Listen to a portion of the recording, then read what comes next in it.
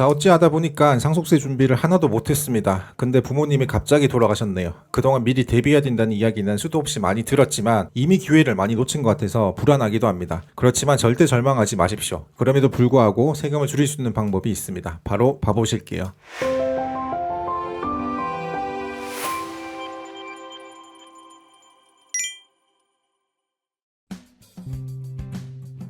네, 이성호 세무사입니다. 우선 이 채널 구독, 좋아요, 그리고 알람 설정까지 해두시고 소중하게 생각하시는 분들이 있으면 함께 영상을 공유해주세요. 자, 상속세 준비는 일평생에 걸쳐서 준비하라고 해도 과언이 아닙니다. 지난 영상에서 자녀가 태어날 때부터 조금씩, 그렇지만 아주 천천히 긴 호흡으로 증여를 할 때와 그렇지 않았을 때 세금 차이를 직접 계산해가지고 확인시켜 드린 영상도 있어요. 그렇지만 우리가 어떻게 모든 걸 다 대비를 하고 삽니까? 인생은 계획대로 안 되죠. 그래서 미처 준비를 못한 분들은 그러면 그냥 상속세 세금 내라는 대로 다 내고 살아야 되냐 라고 생각하실 텐데 그렇지 않다는 겁니다. 이번 영상에서 해답을 알려드릴게요. 이번 영상에서는 이 상속 준비를 못한 상태에서 일단 이 부모님의 사망이 발생을 한 경우에 우리가 남은 기간 동안 선택할 수 있는 상속세를 줄이는 방법 3가지를 한번 살펴볼 겁니다. 사실 3가지 중에 2번하고 3번은 같은 의미인데 우선 첫 번째부터 바로 살펴볼게요. 자, 우선 상속세를 누가 얼마만큼 받아갈 것인가에 대한 판단이 중요합니다. 자, 일단 상속이 발생했다고 하더라도 이 상속 재산을 누가 얼만큼 받아갈 것인가에 대한 판단은 아직은 우리가 할 수 있다 없다 여전히 할 수 있다는 겁니다. 이미 상속이 일어났지만 우리가 충분히 선택을 할 수 있다는 거예요. 그리고 이 선택을 어떻게 하느냐에 따라서 실제로 상속세를 엄청나게 줄일 수가 있습니다. 제가 이런 상속세 상담을 하게 되면 이 재산을 분할할 때 많은 분들이 저한테 물으시는 것들이 바로 이겁니다. 대표적인 예를 한번 들어볼게요.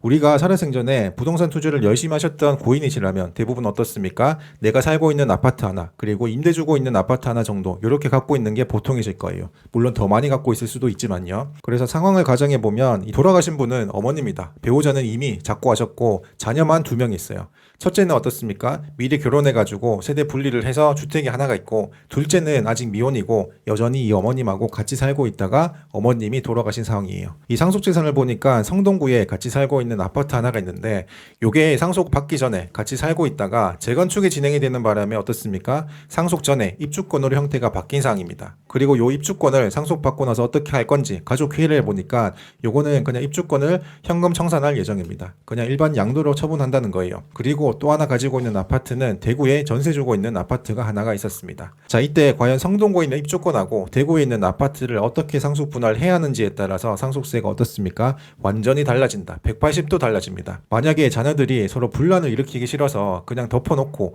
5대5 법정 지분대로 나눠 가진다고 했을 때 어때요? 이거는 결과적으로 아주 망하는 케이스예요. 왜냐하면 지금 중요한 거는 뭡니까? 이 성동구에 있는 입주권을 누가 상속받을지 모르겠지만 비과세를 받는 게 가장 시급한 문제죠. 근데 상속인이 입주권을 비과세를 받으려면 어떻게 해야 된다? 종전 아파트에서 이 거주기간이나 보유기간을 채워야 되고 또 양도일 현재 어떻습니까? 다른 주택이 있으면 된다 안 된다? 다른 주택이 있으면 안 된다는 거예요. 그럼 결과적으로 이 입주권을 100% 받아가는 사람은 바로 누굽니까? 어머님이 돌아가시기 전에 계속해서 한 집에 같이 동거를 해온 이 둘째 딸이 100% 입주권을 받아가야 된다는 거예요. 그리고 말씀드린 것처럼 둘째 딸은 다른 주택이나 입주권, 분양권이 없기 때문에 무주택자 신분입니다. 그러면 입주권이 비과세 받기 가장 적합한 사람은 바로 둘째니까 입주권의 상속은 100% 둘째가 받는 것이 정답이라는 겁니다. 자, 그럼 세무사님 첫째는요? 첫째는 다른 혜택이 없습니까? 혜택이 있죠. 왜냐하면 첫째는 이미 본인이 가지고 있는 주택이 하나 있어요. 그러면 어떻습니까? 대구에 있는 아파트를 상속을 받으면 뭐가 인정이 됩니까?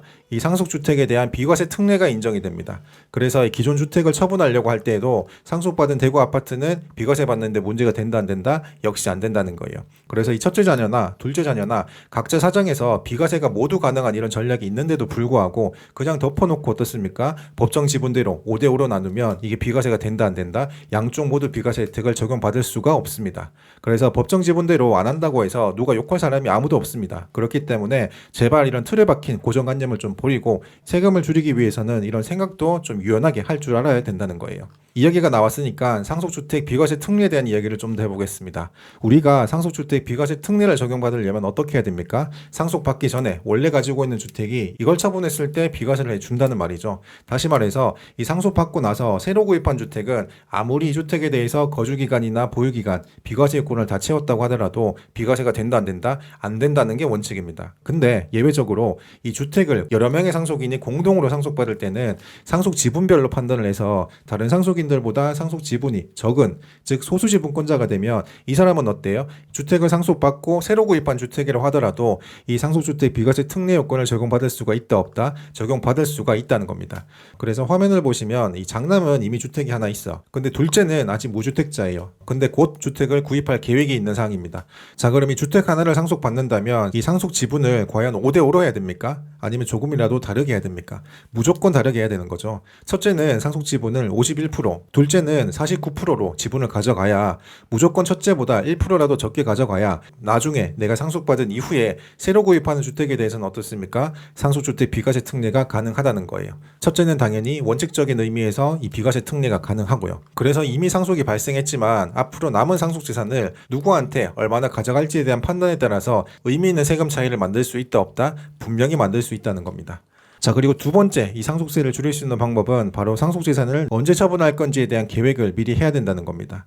이게 왜 중요하냐면 바로 상속세 신고할 때 재산 평가를 어떻게 할지부터 출발이 되기 때문에 그래요. 지금 일반적으로 상속재산 평가 기간은 어떻습니까? 상속일로부터 전후 6개월 이내 요 기간 동안 내가 매매 가액이 있거나 감정 가액이 있거나 경매나 공매 가액이 있으면 요 가액을 시가로 봐서 우선적으로 사용을 하도록 되어 있습니다.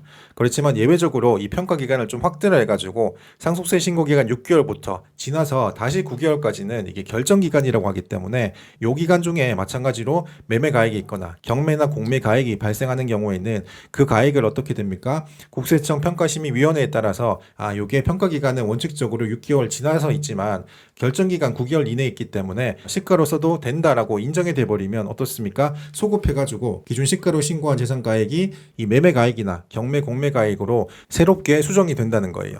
자, 예를 들어서 내가 토지를 상속받았는데 기준 시가는 지금 5억이에요. 그래서 상속세 신고를 할 때 5억으로 하고 다른 상속재산이 없어가지고 상속세를 뭐 안 냈다고 할게요. 일괄공제가 어차피 5억을 받을 수가 있으니까. 근데 원래 의도는 어떻습니까? 이 토지를 상속을 받고 바로 처분을 할 계획이었다고요. 그래서 이 상속세 평가기간 6개월이나 결정기간 9개월 이내에 이걸 20억에 처분을 하게 되면 어떻습니까? 기준 시가 5억으로 평가한 가액이 취소가 돼버리고 오히려 상속세가 20억으로 더 나온다는 거예요. 그래서 새롭게 수정된 20억에 대한 상속세를 새롭게 계산하면 세금이 얼마입니까? 일괄공제 5억을 제외하게 되면 상속세가 대략 4억 4천만 원 정도 발생을 합니다. 물론 내가 납부할 양도세는 어때요? 이미 매매가액하고 양도가액하고 이미 같아져 버린 상황이니까 추가적인 양도세는 있다 없다? 양도세는 없겠죠. 하지만 내가 이런 사정을 조금이라도 알고 결정기간 9개월 이후에 이런 매매를 좀 연기할 수 있었다면 어떻게 됩니까? 상속세는 당연히 기준 시가인 5억으로 신고를 했을 거니까 세금이 없었을 겁니다. 그리고 양도세를 계산할 때는 양도 차익이 발생을 하겠죠. 매매 금액 20억하고 기준 시가 신고한 5억가의 차이, 전체 15억에 대한 양도 차익이 발생을 합니다. 그렇지만 만약에 이 토지가 돌아가신 부모님이 이미 8년 이상 농사를 지은 과수원이라고 가정을 해볼게요. 그러면 상속 개시일로부터 3년 이내 처분을 하게 되면 상속받은 자녀들이 농사를 지었는지 안 지었는지하고 상관이 없이 어떻게 돼요? 자경감면, 돌아가신 분에 대한 자경 혜택을 그대로 내가 인정받을 수가 있기 때문에 이 상속인 각자가 납부할 양도세가 어떻습니까? 최대 1억까지 감면을 받을 수가 있는 거예요. 세금이 없다는 겁니다. 거기다가 상속인이 만약에 4명이고 각자 n분의 1씩 법정 지분대로 상속을 받는다고 가정을 하게 되면 어때요? 상속세 분산 효과도 분명히 있을 뿐더러 각자의 양도차익 3억 7,500만 원이 산정이 됩니다. 전체 양도차익 15억 원을 4명으로 나누면 각자 3억 7,500만 원이 양도차익이 되니까 여기다가 방금 말씀드린 이런 자경감면을 적용을 받으면 사실상 양도세가 있습니까? 없습니까? 양도세가 0원이 돼버린다는 거예요.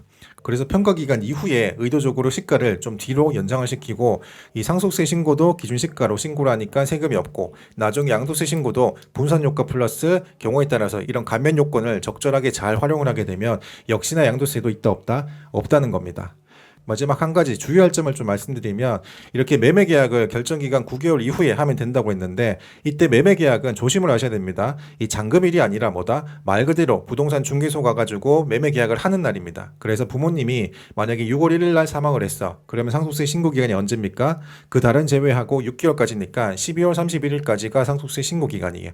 그 이후에 다시 결정기간 9개월이 있으니까 내년 9월 30일까지는 매매계약을 하면 된다 안 된다? 하면 안 된다는 겁니다. 그래서 잔금이 아무리 9월 30일 이후라고 하더라도 그 안에 이미 계약을 해버렸으면 이건 국가가 다 알 수 있는 거예요. 어떻게 알 수 있죠? 매매 계약일로부터 현행법상 30일 이내에 실거래가 신고를 할 의무가 있기 때문에 이런 계약이 있었음을 관할 시군구청, 부동산원, 국토부 그리고 국세청에서 모두 다 통보가 됩니다. 그래서 무조건 소급해서 시가 인정이 되어버릴 수도 있다는 점 같이 좀 주의를 하시면 좋겠습니다. 자, 오늘의 결론입니다. 이렇게 상속이 이미 발생을 했지만 그래도 우리가 남은 선택지를 잘 활용을 하게 되면 이렇게 전세를 역전할 수 있는 방법을 한번 살펴봤습니다. 절대로 이 상속세가 적게 줄어들고 이런 게 아니기 때문에 분명 잘만 활용을 하게 되면 아주 큰 세금을 줄일 수 있으니까 계속 반복해서 들으시고 주변에 이 영상 많이 소개해서 다 같이 도움이 되길 바랍니다. 자, 이번 영상 도움이 되셨다면 구독과 좋아요 부탁드리고 알람 설정까지 해두시면 가장 먼저 도움이 되는 전세 정보 확인하실 수가 있습니다. 다음 영상에서 뵐게요.